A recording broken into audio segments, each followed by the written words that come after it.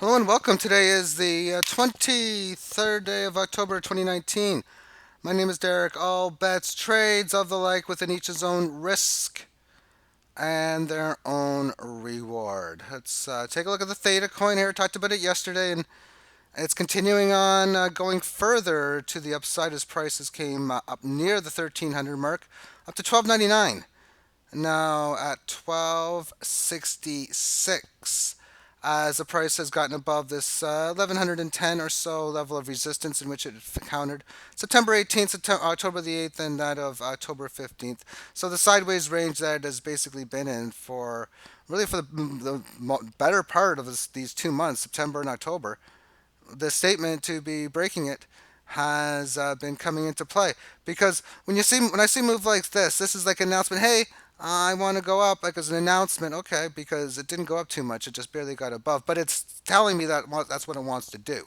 Of course, it ended up doing it, at least for this leg it's got now, but not after the fact it had, after the fact rather, it had all of this type of correctionary move. This is more than just a statement that it wants to have a move higher. It's already had a leg higher. But within the fact that it's been in this sideways correction for the better part of, again, since September 1st, it has been in this more longer sideways correction, at least since June the 20th. So now it's back up to this little area of resistance in that little band area. It even extends further up to about really 1400. So this level of resistance is the entire 13s area. And whenever you have a move like this, whether I mean it's wild card, it could be like 2, 3,000, 4,000 satoshi by the end of the week, into the next week, because of the statement move that it's had. That's probably not the favorite. And another one is those failed breakouts, and they can happen sudden and over time. And failed breakouts means it's going to quickly come in back into the 18 average, and then thereafter that probably have a decent another leg lower anyway, just one more, a minimum at least one leg lower. That's the normality on that kind of situation. And that's why it's always important to have this thing hold. But now that it's had this type of move, I mean, we've seen it before. This thing could just go off. When this thing in here did that, it had its uh, statement here that it was trying to make its move. And then, as we can see, breaking above these, getting above this level of resistance here, January 25th, and again, especially on the exitation on February the 4th. It exited at like 1742 on the 4th of February. Here you are on the 10th at 2669. And then on the 27th at 3900, and then over 5,000 on the 10th of March. Those moves, of course, can happen so big. And you never know when these things go up. You see something's up like 20% or 25, 30% over the last few minutes or hours. You never know if one of these moves, again, could happen where it just has a fast move higher. And then the entire run of all of this stuff. This is what the bar has been set at, a 5x move or a 4 point whatever x move, 4 point, I will say 4x move even. That's what it's had. Will there ever be a 10, 20x move that could make this look far less superior because it makes new highs? Well, I hope so, and I think it could. And when it will, I'm not trying to come out and say, oh, I predict that this is going to take place, that we're going to have this happen now, we're going to go up. I'm just going to adjust within the situation rather than that. So within the single hour term time frame, and the 18 average of lows is now just starting to load. This thing was really got going pretty much around in here. I mean, everything was just normal. And then there you have a move. You can see the volume is just now whatever. And it continues on, and there we go. There's your statement right there that wild things were going to happen, and it has definitely followed through within the situation. We've established this level of resistance first last night about 1 o'clock in the morning, and I stayed up last night for this too. Because as I was looking at this, man, this was looking freakishly similar to me of that November 30th. And because of the fact that I don't put, I mean, I put sellers in, but small amounts, the way vast majority of my Theta are in my hardware wallet. That when I need to sell, I'll just go ahead and deposit them into Binance and then sell. And it doesn't take long. That's what I like about the wallet. But anyway, that's why I'm like, okay, I'm going to be up, make to shoot, see what happens. And as this thing was breaking down, actually, no, it wasn't down in here. It was as it was breaking down in here. I'm like, yeah, I'm just going to go to bed. And then within the day, we had a short-term intraday failed breakdown. Failed breakdown came back into the previous area where it came from, and there's our fast move higher. That is went into play. So now we're going to do within this high. I don't know. Long term, we're at that, or midterm, if you want to look at it, we're at that key 13 to 1400 level. And short term, in conjunction with the long term, it is majorly important to hold this particular area. So I'm going to go back to the way it looked like on November the 30th. But this is what 9 in the morning was like. And as you can see that this thing, the volume came in at 1700 hours and shot up nice to 1 o'clock in the morning. Let's just take a look at November the 30th. And I haven't looked at this in weeks, but I was thinking all night last night, man, it was looking just like it was back then. And this is what it looked like on the 29th at 20 hours and going hour by hour.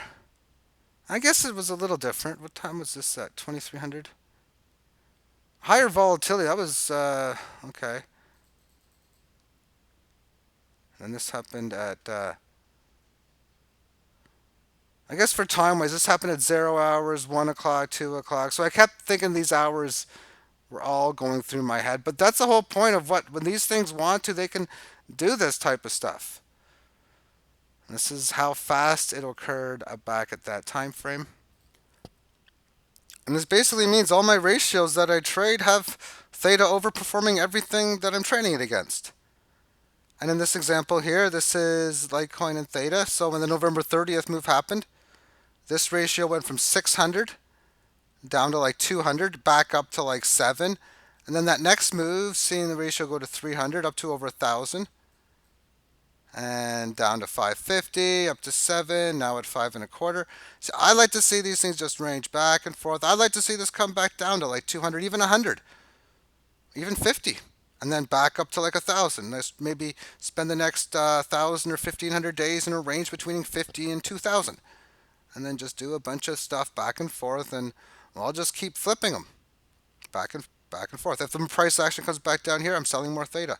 If we go back in here to where we came from before, I'll sell my Litecoin for theta and just try to accumulate both coins along the way.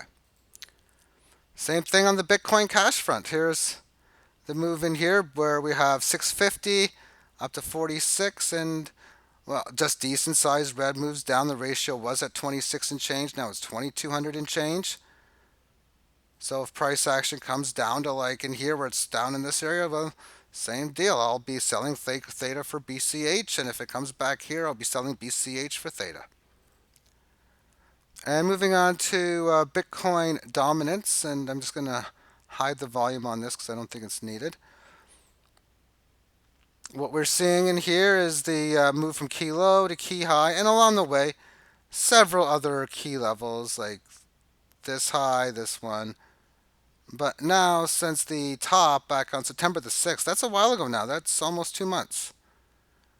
We made this lower low, lower high, lower low, and we've been spending a lot of this time grinding the move lower, a continuation as the price or the market or the look of this chart, direction of this chart, good another way of saying it, has had a session where it hit the 18 average of highs in today's session and going down below it, and now just sticking in with this previous level of support, more towards the October 9th lows, and more importantly, the 17th and 18th lows. So it came in here, the 17th, 18th, came up to the highs, now it's leaving it, usually more times than not, especially with this one in play in here, that it's probably going to have another significant leg lower.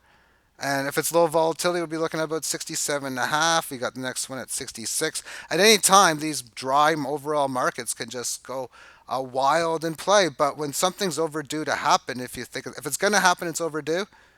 Well, when it's already overdue, all that's going to happen in the next week, month, year, that's the whole point of it being overdue. I'm not trying to predict when, oh, this thing is going to go down so fast and all these altcoins are going to have 20, 40% days like it's no tomorrow and have like 200, 400% weeks and months. I expect that to happen. And I've been patiently waiting it for quite some time and I'll continue to keep waiting. As long as I'm alive, and this game to me still says, "Yep, we're still ready to play." Yeah, I'm gonna keep waiting for those spots, and then when they happen, react to them accordingly. But when you're leaving this 18, it's not like okay, because of this, it's going to be a big one here. No, but it's got the potential at any time going down below it for something like that to take place. And amongst the Bitcoin dominance, it's been a very volatile moment at 8:36 and 12 o'clock as just I don't know. This I think the picture says 1,000 words for at least for this chart. Let's take a look at Bitcoin. And today during the session, 9 o'clock, there was that big move. And well, since that move, how is it acting off the fact it's been in this sideways consolidation with a failed breakdown? No fast move really after, just staying back within that range. But it's established a level of support. If we're going to break now what is big support today established at the 7,400 mark. And the statement was made that it's going to be en route to that of the 6,300 level. I got 62 and 40 in here. That's a different Fibonacci, but because of the break of this support in here, clear break, that's I mean, it could be always when you say this, it's always going to be a failed move. I mean, I say the all multiple sides, and I think that's always good to look at multiple sides of the fence. In sense of being bullish and bearish, and I know I'm thinking of different ways when I say that, but getting back on correct thinking prospects, looking at the bullish and bearish levels of what can happen, because having failed moves is not the most uncommon things. But then if you're looking for probability statistics, to me, from the actual event that took place today, which was Bitcoin breaking support, well, it means what I stated, the statement of coming down towards in here. And if not, if you're going to do something like this, do we have any type of failed breakdowns in here? Maybe. Usually, if it happens, you're going to have a level of, after breaking a key level, and most certainly this is key, then you have a noticeable leg to that direction, in this case on a down move lower, but far away from where you're supposed to go. And where you're supposed to go is around, well, 62 area, a little 61, 63, that all part area is significantly lower in here. So when you're seeing that, if it's starting to rally up here, this can be either the failed move, or you can still be resistance like that as well too. But again, the statement usually states when they do this, okay, concise move to the next level. Concise move can take 2 periods, 1 period, or 27 periods. Although 27 isn't too concise, but the whole point of me saying it, it can be quick or it can be slow. As really, even for this matter here, this was a concise, straight up move. But it took many days to get there. Usually a consensus straight up move will happen in 1, 2, 3 days. This one took like 14, 16 or something in that area in here. So, and there's no way of saying, okay, breaking this prediction or breaking this resistance in about, we're going to have like 9 periods going up to 14,000. By no means, no. But you knew breaking above it that a good leg higher was probably going to happen convincingly. And we'll conclude this within the opposite of Bitcoin. So looking at both sides of the fence type of way again. So here's that break of resistance on this point of view. It already got above this level of resistance earlier. So now we're at the point stage. Okay, so that 6,300 area, which would be the equivalency of, well, let me just say, and if you're trading, I guess if you're trading like the opposite end of a market, like a TUSD against Bitcoin. I know there was a price of that. I don't.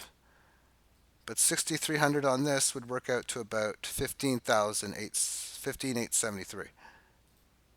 So the objective target here is for this to make a move next to right in here. We'll see what happens if it does. But the same thing would be true on the failed move here. Oh, you break a level of resistance. If you see a little box like this, come down to here, then this could be just deadly going to the downside or nicely going to the upside on the Bitcoin. Thank you for tuning in. and have yourself a great day. Bye bye.